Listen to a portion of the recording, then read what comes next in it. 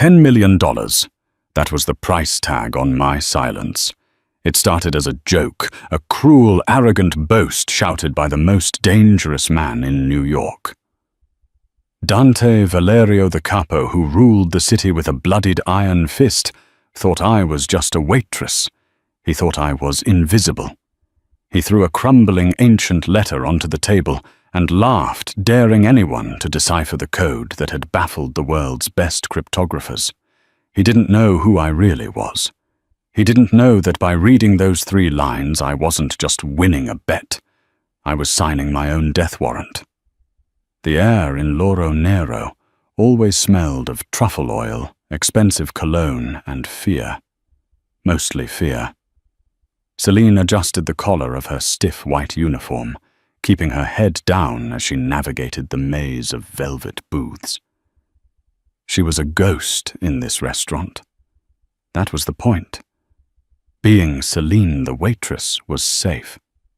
Being Dr. Ball, Selena Rostova, the youngest linguistics professor to ever be disgraced and exiled from Cambridge University, was dangerous. Here, amidst the clinking of crystal and the murmur of high society gossip, she was invisible.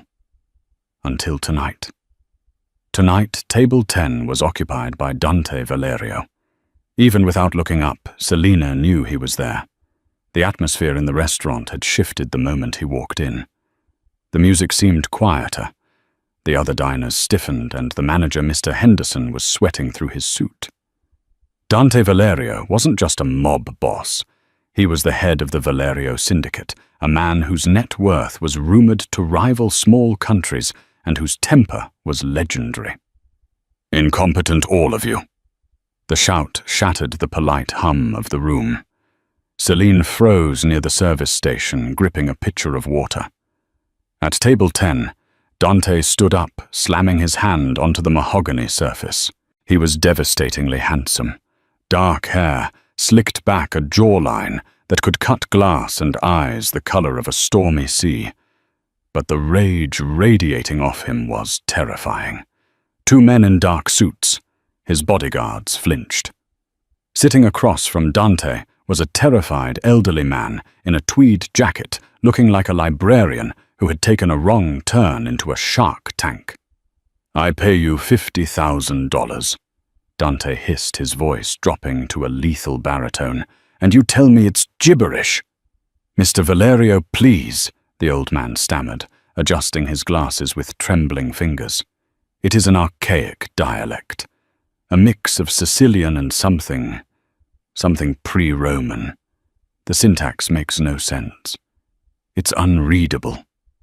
"Get him out of my sight before I cut his tongue out," Dante growled. His guards dragged the whimpering translator away. Dante fell back into his chair, running a hand over his face.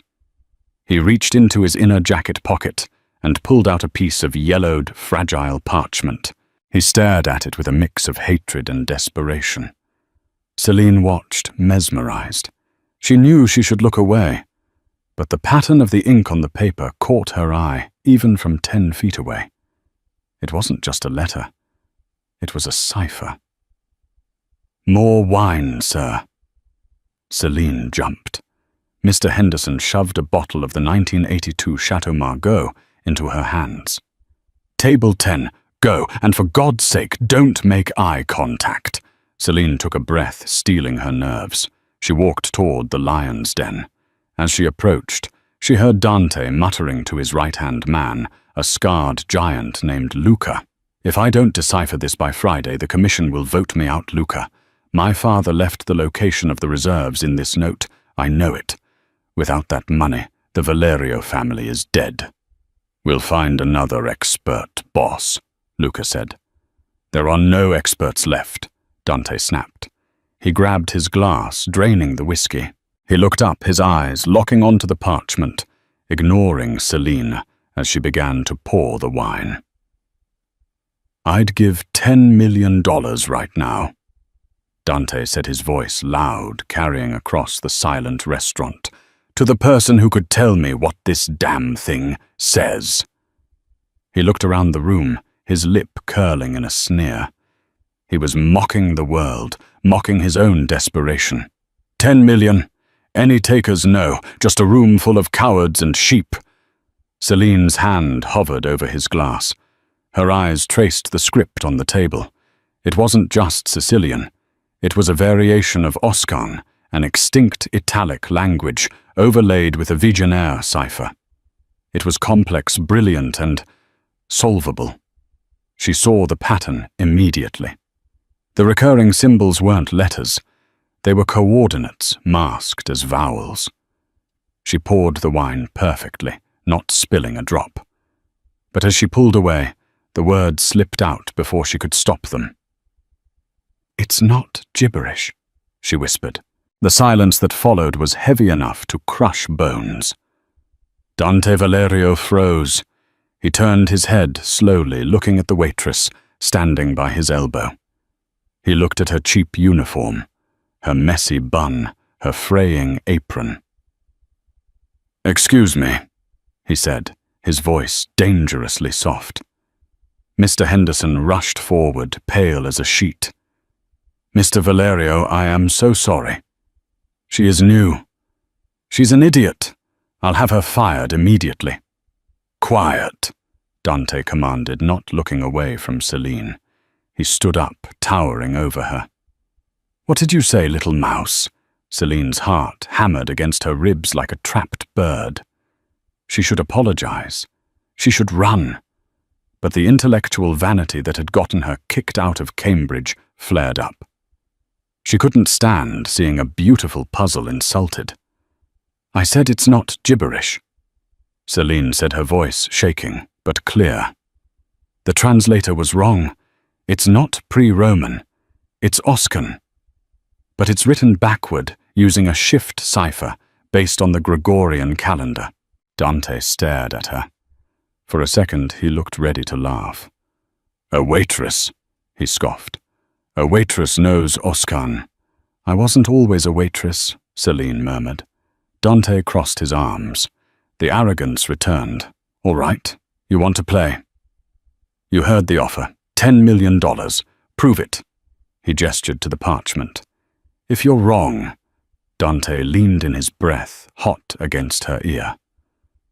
"I take the hand you use to pour my wine, as payment for wasting my time." Mr. Henderson whimpered in the background. Celine looked at the parchment. She didn't need to write it down. She had an eidetic memory.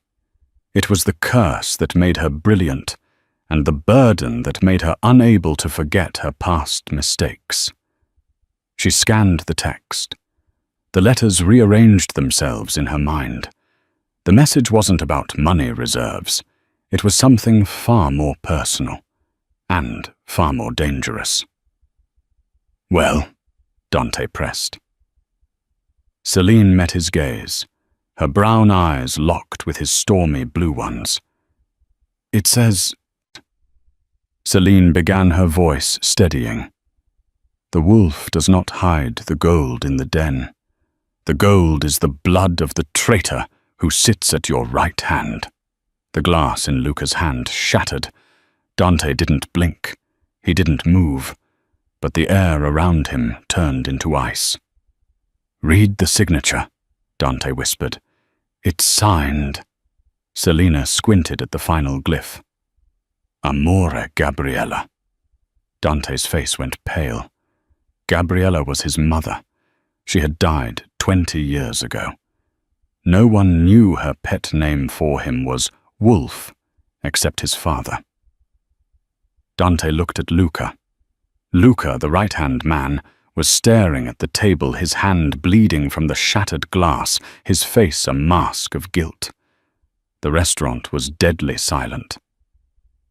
"Clear the room," Dante said calmly. "Boss," Luca started. "Clear the room." Dante roared, flipping the heavy oak table. Chaos erupted. Patrons screamed and scrambled for the exits. Mr. Henderson fled, but Selina stood frozen, the parchment fluttering to the floor between her and the most dangerous man in the city. Dante pulled a silver pistol from his holster in one fluid motion. He didn't aim it at Luca. He aimed it at Celine. "You," he said, his voice void of emotion. "You're coming with me." "But the money," Selina stammered, stepping back. "You said—" "I lied." Dante laughed, a cold, humorless sound. "But you just saved my life, or you just ended it. Either way, you know too much."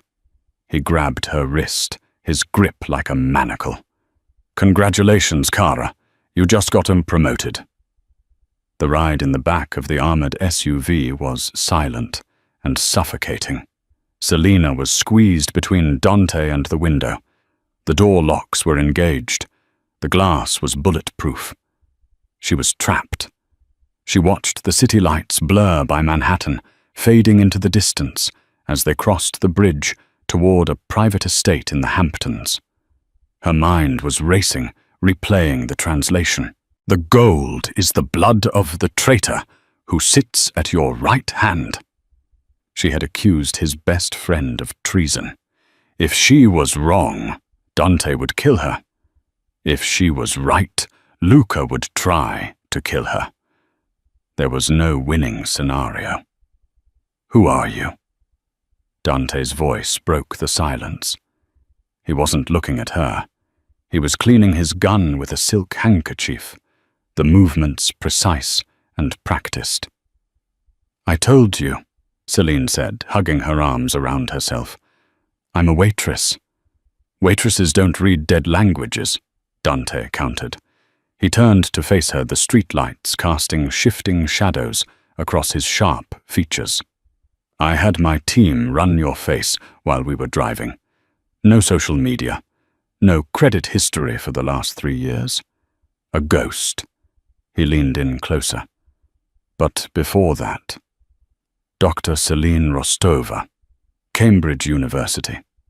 Disgraced for, what was it, unethical decryption of classified government documents." Celine flinched. "I decoded a historical archive. I didn't know it was still active." "And yet you vanished," Dante mused. "Smart, but not smart enough to keep your mouth shut tonight." "You asked for a translation." She snapped, her fear momentarily giving way to indignation. "You promised $10 million. Dante chuckled darkly. "And you believed a mafia don." "You really are naive, Doctor." The car slowed, turning through massive iron gates marked with a V. The driveway wound through acres of dark forest before revealing a sprawling limestone mansion that looked more like a fortress than a home. "Here is the deal," Dante said, as the car came to a halt. "Luca is currently in a holding cell in the basement of my city penthouse. My men are interviewing him. If he confesses, you live. If he proves his loyalty, it means you lied to sow discord." "I didn't lie," Celine insisted. "The text was clear." "We'll see." The door opened. A guard hauled Celine out. Dante didn't offer a hand. He simply walked toward the massive double doors, expecting her to follow. She considered running into the dark woods, but the red laser dot on her chest from a sniper on the roof changed her mind. She followed him inside. The foyer was breathtaking marble floors, a chandelier the size of a canned art that belonged in the Louvre.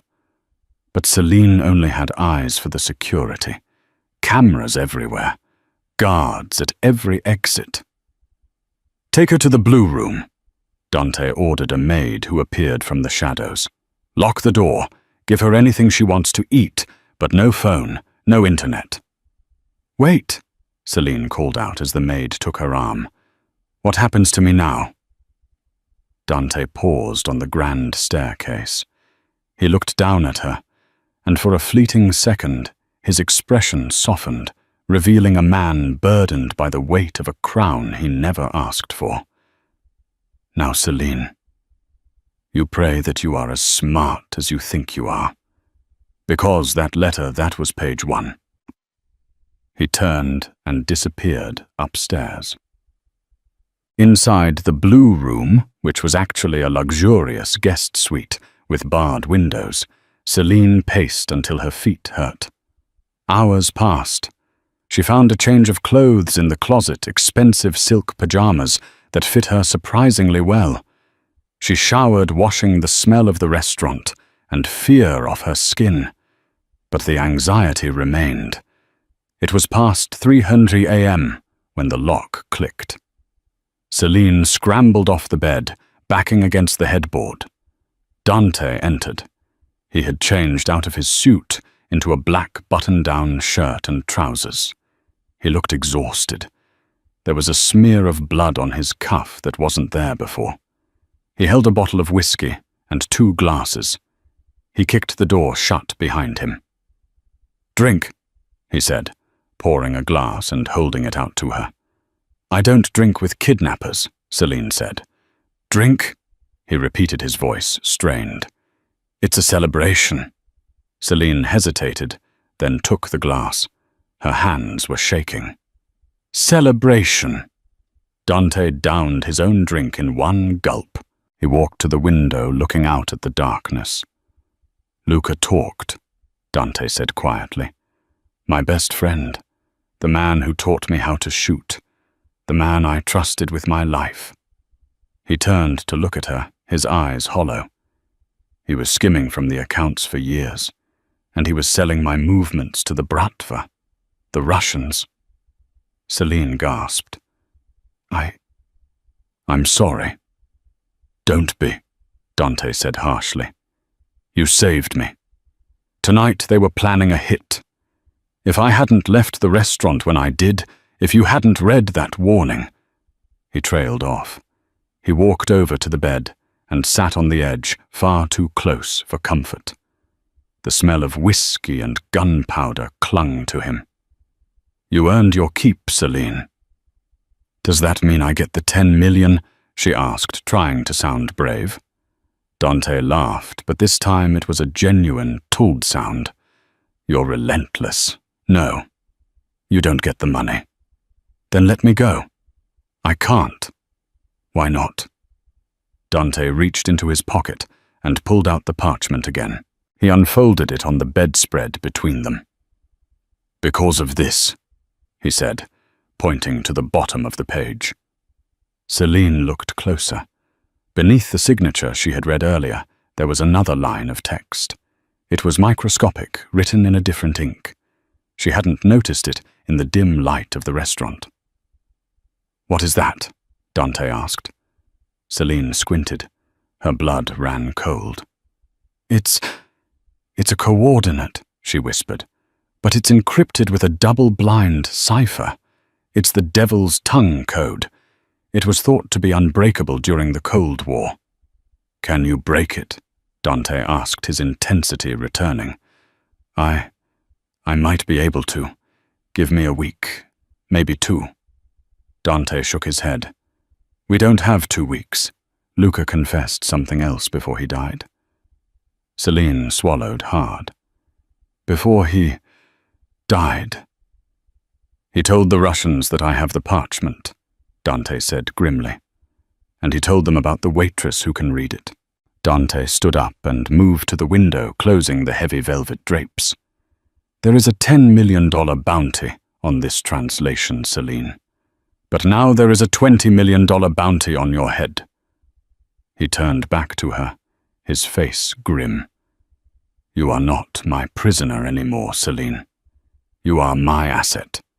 And until you crack that code, you and I are stuck together." "Stuck together where?" she asked. "On the run," Dante said. "Pack your things. They know where we are." As if on cue, a massive explosion rocked the foundations of the house. The glass in the windows shattered against the iron bars. Alarms began to wail. Dante lunged across the room, tackling Celine onto the mattress and covering her body with his, just as bullets began to shred the room. "Welcome to the family," he whispered into her hair. The world didn't go black. It went white. a blinding, searing white that erased the luxurious bedroom, the heavy velvet drapes and the man standing before her. Then came the sound, not a boom, but a physical blow to the eardrums, a pressure wave that sucked the air out of Celine's lungs before slamming it back in with the taste of drywall and smoke. Celine lay curled on the floor, her cheek pressed against the rough fibers of the Persian rug. Her ears were ringing a high-pitched whine that drowned out the world. She coughed, the movement sending a sharp bolt of pain through her ribs. Something heavy shifted above her. "Stay down!" The voice was a vibration against her spine, more than a sound. Dante. He was covering her, his body, a human shield, bridging over her small frame to take the brunt of the falling debris. He groaned a low, guttural sound of pain and rolled off her. Celine scrambled to her hands and knees, blinking through the haze of plaster dust. The room was unrecognizable. The heavy oak door had been blown off its hinges. The hallway beyond was an inferno orange, flames licking at the ceiling, casting dancing, demonic shadows into the room. "Dante," she choked out. He was already moving.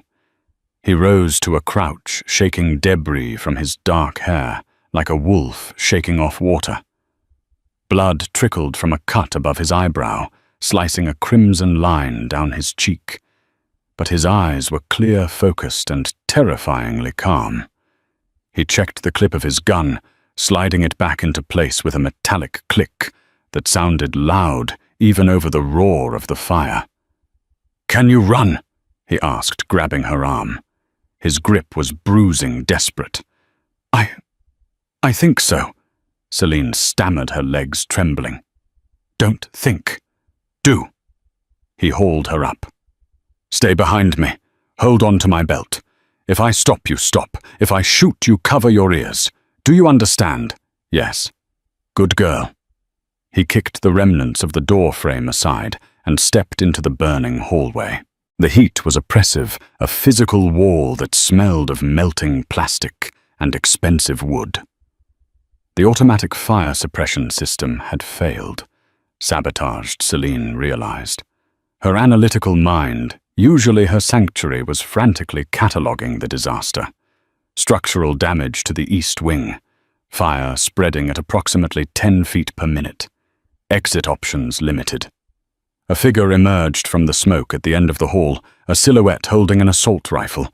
Celine barely had time to gasp before Dante raised his arm. Pop, pop. 2 shots efficient and muted. The figure crumpled. Dante didn't slow down. He stepped over the body without looking down. Celine looked, though. She couldn't help it. The man was wearing tactical gear, a patch on his shoulder she didn't recognize. Not police, mercenaries. "Don't look," Dante commanded, his voice tight. He yanked her forward. "Keep moving." They reached the grand staircase, but the bottom half had collapsed into the foyer, which was now a war zone of gunfire. Bullets chipped away at the marble banister near Celine's head. She screamed, ducking low. "They're coming through the front," Dante growled. "Plan B." He spun her around, dragging her toward a narrow servant's door, concealed in the paneling of the wall. He punched a code into a hidden keypad. The panel slid open, revealing a dark, spiraling concrete staircase leading down into the earth. "Go!" He shoved her in. "Where does this go?" she cried, stumbling into the darkness. "The wine cellar. Then the tunnels. Move, Celine." He slammed the panel shut behind them, plunging them into pitch blackness. For a moment, there was silence, save for their ragged breathing. Then a click, and the beam of a tactical flashlight cut through the dark. Dante descended the stairs 2 at a time, pulling her along. The air down here was cool and damp, smelling of mold and old cork, a stark contrast to the burning hell above. They reached the bottom. Dante navigated the maze of wine racks, with memory not sight.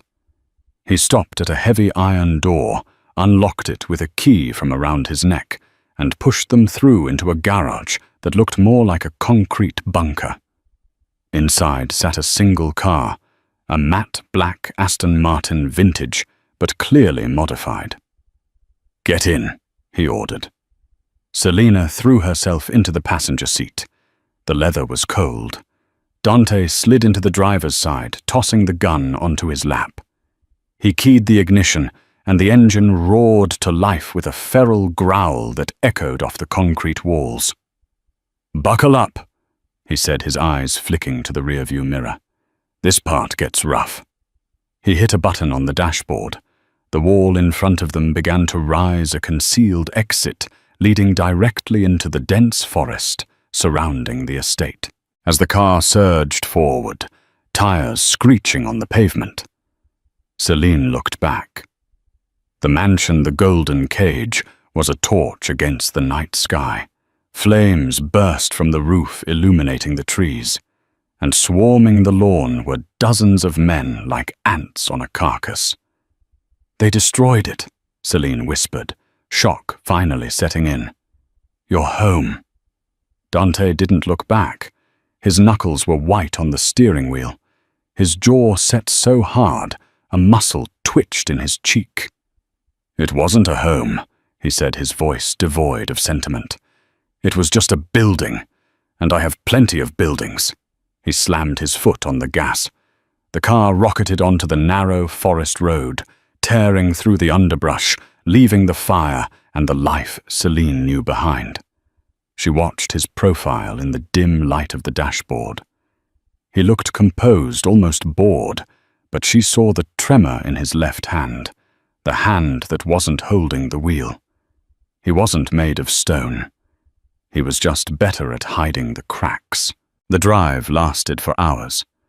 They moved in silence, a heavy, thick atmosphere filling the small cabin of the car. Dante avoided the highways, sticking to winding back roads that cut through the sleeping towns of upstate New York.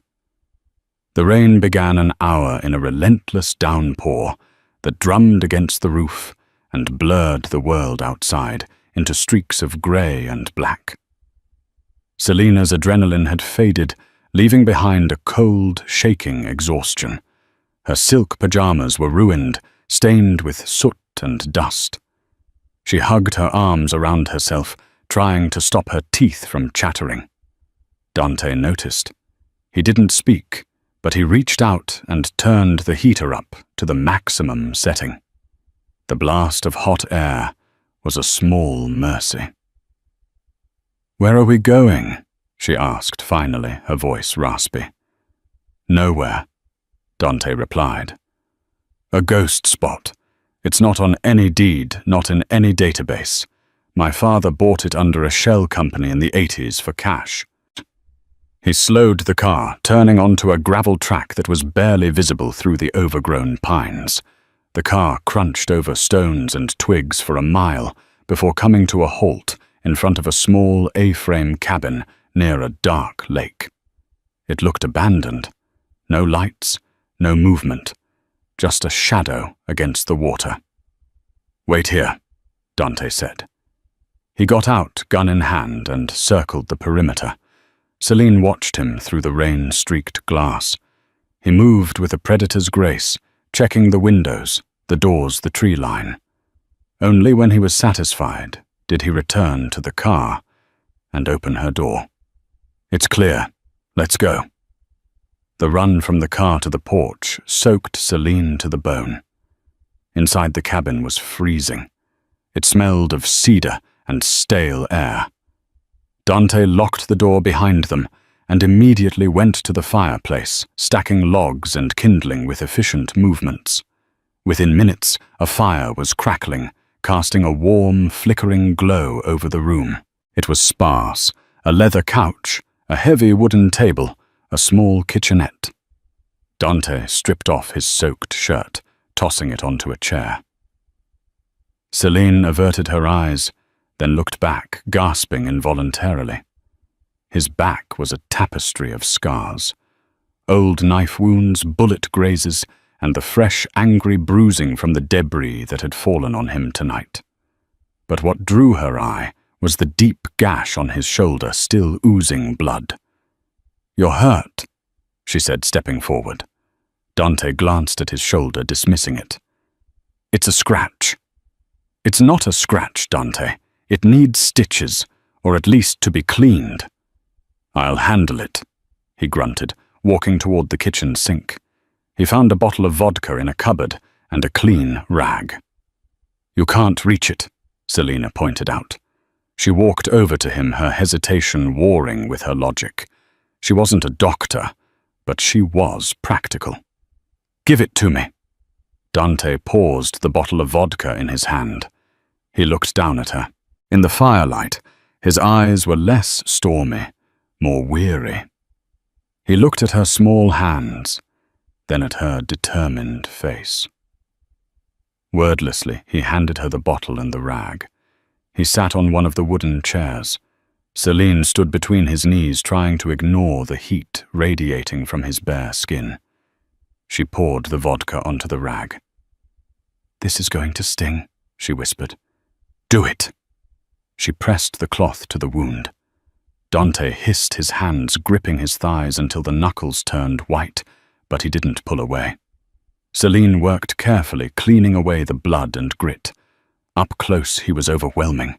The scent of rain musk and iron, the hardness of his muscles under her fingertips. It was intimate in a way that terrified her more than the gunfire had. "Why?" she asked softly, focusing on the wound to avoid his eyes. "Why what?" His voice was rough. "Why did you cover me in the room? The ceiling was falling. You could have run." Dante was silent for a long moment. She could feel his chest rise and fall with each breath. "You're the asset," he said finally. "The money is in your head." Celine stopped cleaning. She looked up, meeting his gaze. "Is that all?" Dante looked at her. He looked at her lips, then up to her eyes. There was a flicker of something dangerous there, a hunger that had nothing to do with money. "If you die," he said, his voice dropping an octave, "I never find out what my father was trying to tell me, and I hate unfinished puzzles." He stood up abruptly, breaking the tension. "That's enough. Thank you." He walked to his discarded jacket and pulled out the parchment. It was miraculously dry, protected in a leather sleeve.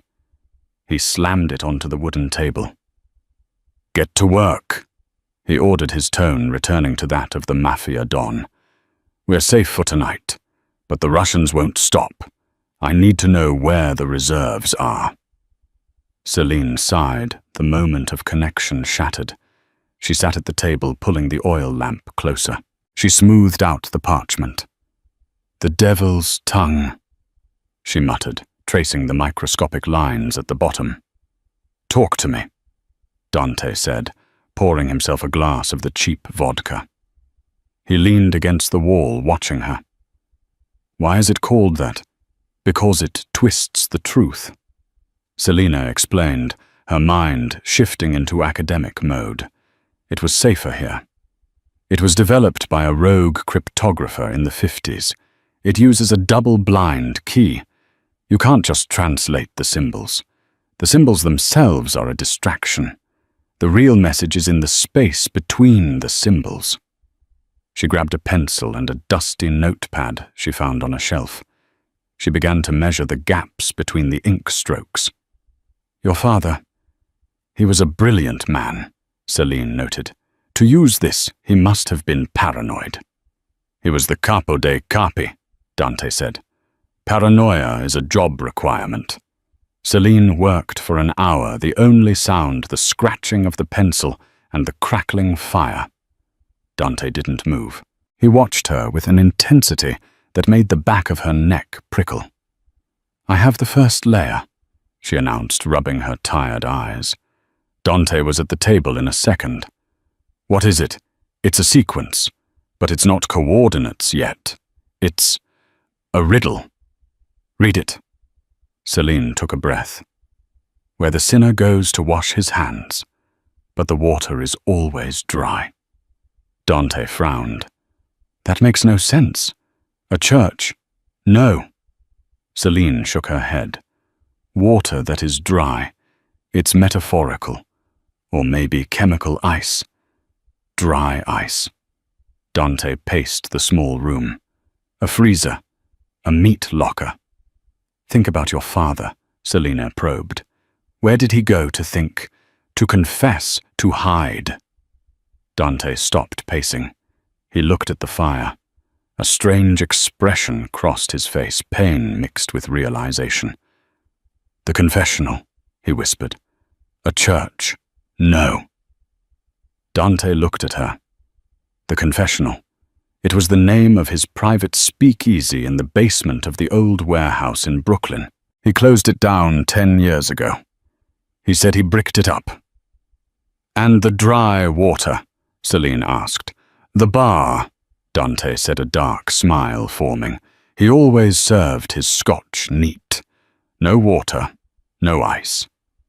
He looked at Celine, and for the first time there was respect in his eyes. Genuine respect. You're good, he admitted. I know, she replied simply. Dante leaned across the table, his hands resting on either side of her notebook, trapping her. If the money is in the old warehouse, he said, we have a problem. Why? Because that warehouse is in territory that Luca sold to the Russians 3 days ago. We have to break into the heart of the enemy stronghold. Celine felt the blood drain from her face. You have to come, Dante said. The cipher isn't done. That riddle leads to a location, but once we are there will be a lock, a combination. And I bet my life that the combination is hidden in the rest of this code. He reached out his thumb, grazing her cheek, wiping away a smudge of soot. The touch was electric. You're not just a translator anymore, Celine, he murmured. You're the key. And I'm going to get you into that warehouse, even if I have to burn the rest of the city down to do it. Celine looked at him, at the dangerous, beautiful man who had kidnapped her and saved her. She realized with a jolt that she didn't want to run anymore. The puzzle and the man had her hooked. Then let's burn it down, she whispered. Morning broke over the lake in a wash of pale, bruised purples and greys. The rain had stopped, leaving the world dripping and silent. Inside the cabin, the fire had burned down to embers. Celine woke with a start, her neck stiff. She had fallen asleep at the table, her head resting on the notebook filled with cipher sequences. The cabin was empty. Panic, cold and sharp, spiked in her chest. Had he left her? Had the Russians found them? Drink this. She spun around. Dante was standing in the doorway, blocking the morning light. He had been outside. His hair was damp and he was holding 2 steaming paper cups. He looked different. The wild, desperate edge from the night before was gone, replaced by a terrifying, icy focus. He had shaved with a dull razor found in the bathroom, leaving his jaw smooth and sharp. He looked less like a fugitive and more like a CEO about to initiate a hostile takeover. Coffee, Celine asked, her voice thick with sleep. Black. No sugar. We need the caffeine, not the comfort, he said, setting the cup down near her notebook. He leaned over the table, examining her work. Did you finish the sequence? Yes, Celine said, taking a sip. The coffee was bitter and scalded her tongue, but it woke her up. The riddle points to the basement, specifically the north wall behind the sinner's seat. I'm assuming that's the bar stool. My father's favorite spot, Dante confirmed. But getting to that stool is going to be the problem. He pulled a folded newspaper from his back pocket and tossed it onto the table. It was a local edition. The headline screamed, Valerio Estate destroyed in gas explosion. No survivors. They think we're dead, Celine whispered, looking at the grainy photo of the burning mansion. They hope we're dead, Dante corrected, which is our only advantage. The Russians have taken over the warehouse. Tonight they are hosting a victory gala to celebrate their expansion into my territory. They turned the ground floor into a high-end underground casino. And we're just going to walk in. We are, Dante said, but not as Dante Valerio and the Waitress. We are going as Mr. and Mrs. Blackwood, oil money from Texas, boring, rich, and invisible. He kicked a duffel bag that was sitting near the door. Celine hadn't noticed it before. I called in a favor from a contact in town. Put these on. Celine opened the bag. Inside, nestled in tissue paper, was a dress. It wasn't just a dress. It was a weapon made of fabric, floor-length backless, made of midnight blue silk that looked like liquid water. Next to it was a pair of diamond earrings and a tuxedo. I can't wear this, Celine said, touching the silk. I'm just Celine. I spill coffee, I trip over my own feet. Dante walked around the table. He stopped behind her close enough that she could feel the heat radiating from him. He didn't touch her, but the air between them grew heavy. Selena Rostova is dead, he said, his voice low and hypnotic near her ear. She died in the fire. Tonight you are not a waitress. You are the wife of a billionaire. You are arrogant. You are bored. You look at everyone in that room as if they are beneath you. He reached out his hand, hovering over her shoulder, before he finally allowed himself to touch her, his fingers brushing the stray hairs at the nape of her neck. You have the mind of a genius, Celine. Stop acting like a servant. Tonight you are a queen. Act like one. The command sent a shiver down her spine that had nothing to do with fear. She turned to face him. And you, she asked, can you play the part of a loving husband? Dante's eyes darkened. He looked at her mouth, then back to her eyes. That, he murmured, will be the easiest lie I've ever told.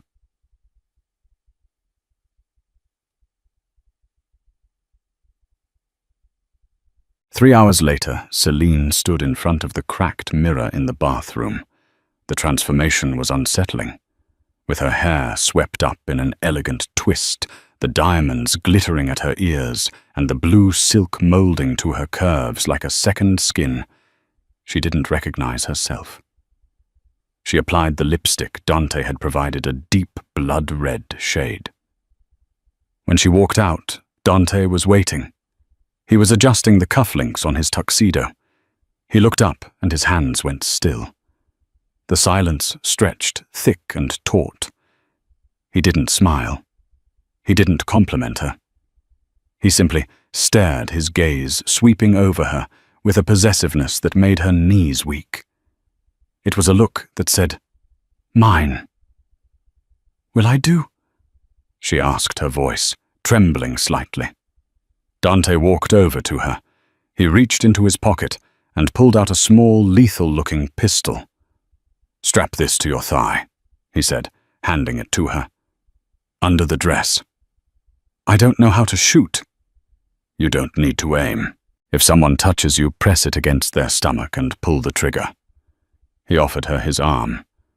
"The car is waiting. It's showtime, Mrs. Blackwood." The warehouse, now christened the Foundry, pulsed with bass so deep it rattled Celine's teeth. Outside, the Brooklyn night was cold, but inside the air was hot, smelling of expensive perfume, sweat, and ozone. The industrial space had been transformed. Red velvet ropes, chandeliers hanging from rusted steel beams, and tables covered in green felt where millions of dollars were changing hands. Dante moved through the crowd with a lazy, arrogant swagger that was entirely different from his usual predatory stalk. He had donned a pair of thick-rimmed glasses and changed his posture, slouching slightly to hide his military-grade alertness. His arm was wrapped around Celine's waist, his hand resting possessively on her hip. Every few minutes, he would lean in and whisper in her ear. To the onlookers, it looked like a lover's secret. In reality, it was tactical updates. 3 guards by the kitchen, he whispered, his lips grazing her earlobe. Camera on the north pillar. Keep smiling. Celine laughed, tilting her head back as if he had told a joke. My face hurts from smiling, she whispered back through gritted teeth. Drink your champagne. Don't look at the guards. Look at me. She looked at him. Behind the glasses, his blue eyes were scanning every face, calculating every threat. They were deep in enemy territory. The room was filled with Russian mobsters. At the center table sat Viktor Volkov, the new owner. He was a bear of a man, laughing loudly as he raked in a pile of chips. That's him, Dante murmured. Volkov. He's sitting right on top of the trapdoor. How do we move him? Celine asked. We don't. We cause a distraction. Dante checked his watch. In 30 seconds, the fire alarm in the kitchen is going to malfunction. When the sprinklers hit the frying oil, there will be smoke. A lot of it. That's our window. Celine's heart hammered against her ribs. And if it doesn't work, then we shoot our way out, or we die. Suddenly, a shout erupted from the back of the room. A plume of thick black smoke began to billow from the kitchen doors. The fire alarm shrieked. Fire! Someone screamed. Panic rippled through the crowd. The mobsters stood up, hands going to their holsters. The patrons began to shove toward the exits. Now, Dante said. He didn't run. He guided her firmly through the chaos, moving against the flow of the crowd. While everyone was rushing for the doors, Dante pulled her into the shadows of the VIP section, right toward the bar where Volkov had been sitting. The area was empty, the chips scattered on the floor. Dante vaulted over the mahogany bar. Get behind here! Hurry! Celine scrambled over her silk dress, tearing on a splinter of wood. She didn't care. She landed in the narrow space behind the bar. The wall! Dante hissed, pointing to the brickwork behind the top-shelf liquor. You said the north wall. Celine scanned the bricks. To the untrained eye, it was just a wall. But she was looking for a pattern. Where the sinner goes to wash his hands. She saw it. A faint discoloration on the mortar around 3 bricks at waist height. The pattern matched the Gregorian shift from the parchment. Here, she said, pressing her fingers against the bricks. 3, 7, 1. She pushed them in that order. A heavy thunk echoed. The section of the wall, actually a concealed steel door, faced with brick, clicked open an inch. Dante hooked his fingers into the gap and hauled it open. Darkness gaped beyond. Get in, he ordered. They slipped inside, and Dante pulled the door shut just as the beam of a flashlight swept over the bar outside. They were in total darkness. The air was stale, smelling of dust and old tobacco. Dante clicked on a small penlight. They were in a small, windowless room. The walls were lined with empty shelves. In the center sat a single metal desk and a heavy, archaic-looking safe. The confessional, Dante whispered. It sounded like he was greeting a ghost. He approached the safe. It didn't have a digital pad. It had a dial with letters instead of numbers. Of course, Dante sighed. Another cipher. He turned to Celine. It's all you, Kara.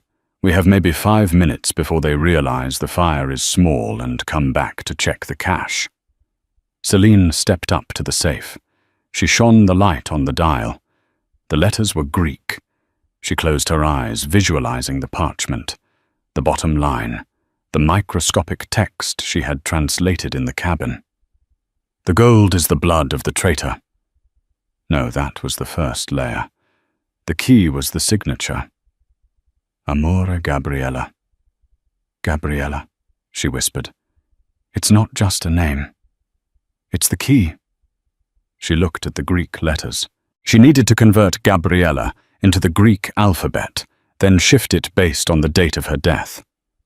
Dante. When did your mother die? The exact date. October 14th, he said, his voice tight. He was standing by the door, gun drawn, listening to the muffled shouting outside. 10? 14, Selina muttered. She spun the dial. Gamma, alpha, beta. Her fingers were slippery with sweat. Click, click. She spun the dial left, then right. The mechanism groaned. Come on, she pleaded. She entered the final character. Clunk. The handle released.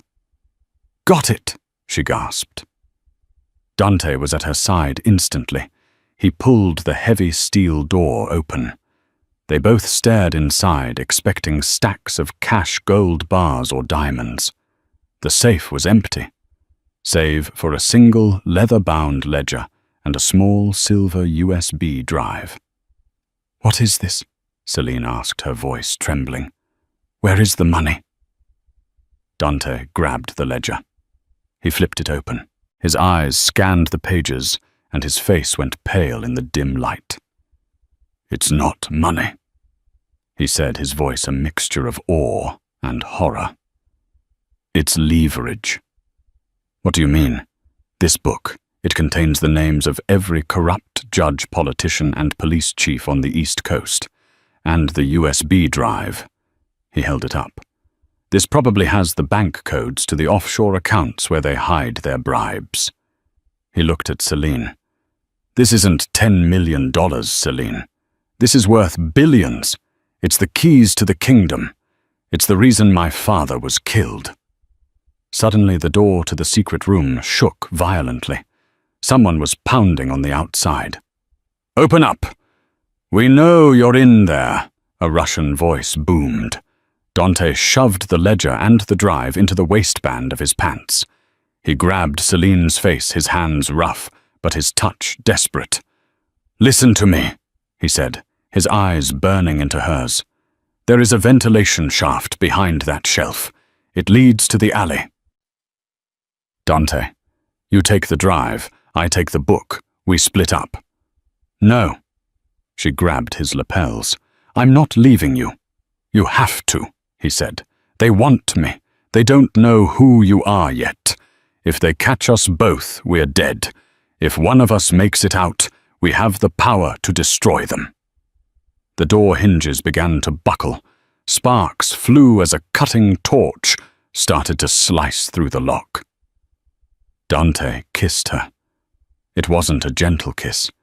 It was hard, searing a promise and a goodbye all at once. He tasted of champagne and danger. He pulled back, breathless. Go. Run, Celine.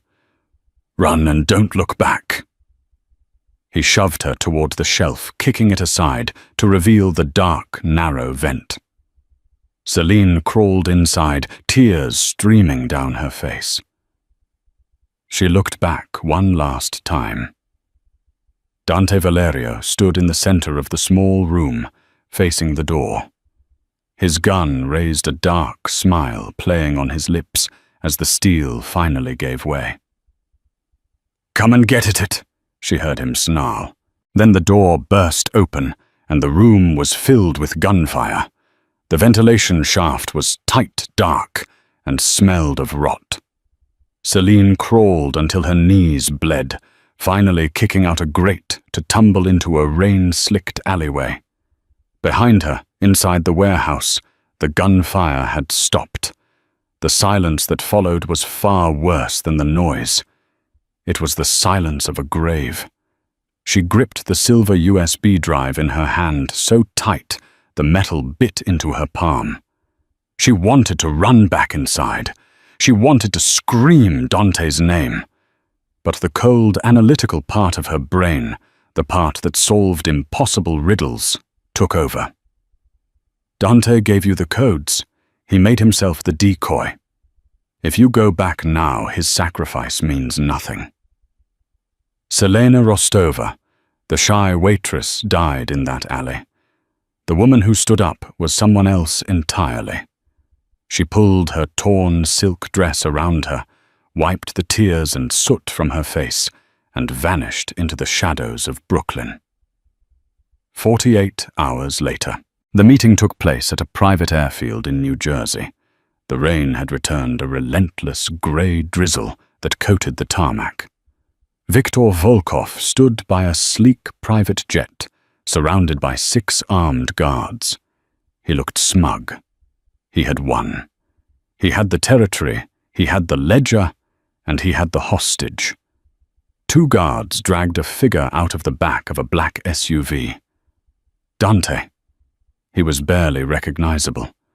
His face was swollen, one eye sealed shut, his shirt torn and bloodied. He stumbled, falling to his knees on the wet asphalt. "Celine!" Dante rasped, his voice broken. "Don't come out. It's a trap. Quiet." Volkov kicked Dante in the ribs, sending him sprawling. He looked out at the empty hangar. "Come out, little mouse! I have your wolf. You have my key. Let's make a trade." From the shadows of the hangar doors, a figure emerged. It wasn't a mouse. Celine walked onto the tarmac wearing a beige trench coat, her hair slicked back, her posture rigid. She didn't look terrified. She looked bored. "I'm here," she said, her voice carrying over the wind. "The drive," Volkov held out a meaty hand. "Give it to me, and I let him live." "No," Celine said calmly. She stopped 10 feet away. Volkov laughed. "You think you are in a position to negotiate. I will shoot him right here." He pressed a gun to Dante's head. Dante looked up at her, his one good eye pleading. "Run!" Celine didn't blink. She pulled a tablet from her coat. "The drive is empty, Victor," she said coldly. "I uploaded the decryption keys to a secure cloud server an hour ago." Volkov froze. "You what?" "And I set a demon protocol," she continued, tapping the screen. "If I don't enter a biometric code every 5 minutes, the entire ledger, every name, every bribe, every murder is automatically emailed to the FBI, the CIA, and the Interpol division that hunts Russian oligarchs." She took a step forward. "You kill him. The email goes out. You kill me, the email goes out. You try to take the tablet. The email goes out." Volkov's face turned purple. "You lie. Check your phone." Celine smirked. "I just sent a sample to your personal email. I believe it's the list of skimming operations you've been hiding from your own bosses in Moscow. If they see that, the FBI will be the least of your problems." Volkov checked his phone. His face went pale. He lowered the gun. "What do you want?" he hissed. "I want him." She pointed to Dante. "Walk him over to me, then you get on your plane and you leave New York. Forever." Volkov ground his teeth. He looked at Dante, then at the tablet. He signaled his guards. They released Dante. Dante groaned, forcing himself to stand. He limped toward Celine, his eyes never leaving her face. When he reached her, he collapsed against her, his weight heavy and warm. "You're crazy," he whispered into her neck. "I learned from the best," she whispered back. "Now!" Volkov screamed. "The code." "Stop the timer." Celine looked at Volkov. She smiled, a dark, dangerous expression that mirrored the one Dante had worn in the restaurant. "I lied about the timer," she said. Volkov confused. "What? There is no timer. I already sent the files." Sirens began to wail in the distance. Blue and red lights crested the hill, leading to the airfield. SWAT trucks smashed through the perimeter fence. "You bitch!" Volkov roared, raising his weapon. But Selina had already dragged Dante behind a stack of fuel drums. Gunfire erupted not at them, but between the Russians and the advancing federal agents. In the chaos, Selina led Dante to a small service exit she had scouted hours earlier. A nondescript sedan was waiting, engine running. She shoved him into the passenger seat and jumped behind the wheel. As she slammed on the gas, peeling away from the airfield, Dante began to laugh. It was a wheezing, painful sound, but it was full of life. "You burned them," he coughed. "You burned them all." "I told you," Celine said, gripping the wheel, her eyes on the road ahead. "I don't like unfinished puzzles, Mahou." 6 months later. The terrace overlooked the azure waters of the Amalfi Coast. The lemon trees were in bloom, scenting the air with citrus and sea salt. Dante Valerio sat in a wicker chair reading a newspaper. The scars on his face had faded to thin white lines, adding character to his devastating handsomeness. He looked at Peace, a man who had finally put down his gun. Celine walked out onto the terrace, placing 2 espressos on the table. She wore a simple white sundress, but her eyes held a steel that hadn't been there before. Dante folded the paper. "They sentenced Volkov today. 3 life sentences." "Good," Celine said, taking a sip. Dante reached out, taking her hand. He ran his thumb over her knuckles. "You know." He mused, a playful glint in his eye. "Technically, you never finished the job. You translated the code, you saved my life, you destroyed my enemies, but I never paid you." "The offer was $10 million, Celine reminded him. "I don't have $10 million anymore." Dante shrugged. "I froze all the assets when we went legitimate. I'm just a boring vineyard owner now." "That's a shame," Selina sighed, leaning back. "I guess I'll have to settle for something else." "Oh." Dante leaned forward, his voice dropping to that familiar, dangerous purr. "And what is that?" Selina smiled, leaning in until their lips were inches apart. "Your silence, Mr. Valerio. I'll give you a lifetime if you just shut up and kiss me." Dante Valerio, the man who laughed at threats and silenced rooms with a glare, did exactly as he was told. And that is how a shy waitress outsmarted the deadliest men in the underworld. Celine didn't just translate a cipher. She rewrote her own destiny. In the end, the $10 million didn't matter. The real treasure wasn't the gold hidden in the vault or the leverage in the ledger. It was the partner she found in the fire. They proved that while violence can conquer a city, only intelligence can conquer a war. Dante found the one thing more dangerous than a gun, a woman who knows exactly what he's thinking. They escaped the game by breaking the board, proving that sometimes the quietest person in the room is the one you should fear the most. I hope you enjoyed this twist-filled mafia romance saga. If you did, please smash that like button. It really helps the channel grow. Question for you. If you found a secret code that could topple a crime syndicate, would you try to solve it for $10 million, or would you run the other way? Let me know your answer in the comments below. Don't forget to subscribe and hit the bell icon so you never miss the next story. Thanks for watching, and I'll see you in the next one.